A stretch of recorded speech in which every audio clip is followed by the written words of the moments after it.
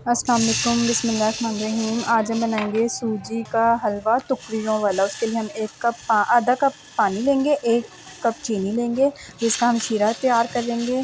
इस तरह से हम शीरा रेडी कर लेंगे। जैसे ही हमारा शीरा तैयार हो जाएगा, इसको हम साइड पे रखेंगे। फिर हम एक देगची लेंगे या एक छोटी कढ़ाई ले सकते हैं, उसमें हम थोड़ा सा घी ऐड करेंगे।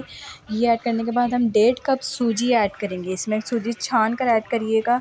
और सूजी ऐड करेंगे हम इसमें 1.5 कप सूजी ऐड करने के बाद हम इसे अच्छे से भूनेंगे। और हम इसे तब तक भूनेंगे जब तक इसका रंग ना चेंज हो जाए, जब तक ये स्किन कलर की ना हो जाए, थोड़ी सी रेडिश स्किन कलर की ना हो जाए। इसे लो फ्लेम पे आप अच्छे से भूनिएगा ताकि इसका कलर बहुत अच्छा सा है, कच्चापन ना रहे, इसका कच्चापन ख़त्म हो जाए। इतनी अच्छे से हमने सूजी को भूनना है और हमारी बहुत मज़े की टुकड़ियाँ ऐसी रेडी होंगी। ये देखिए काफ़ी टाइम हो गया था मुझे यहाँ पे सूजी को भूनते हुए। लो फ्लेम पे भूनना है और बहुत ध्यान से, ये ताकि जले भी ना, ये जल भी जाती है। ये देखिए यहाँ पे वाइट से इसका स्किन कलर हो चुका था।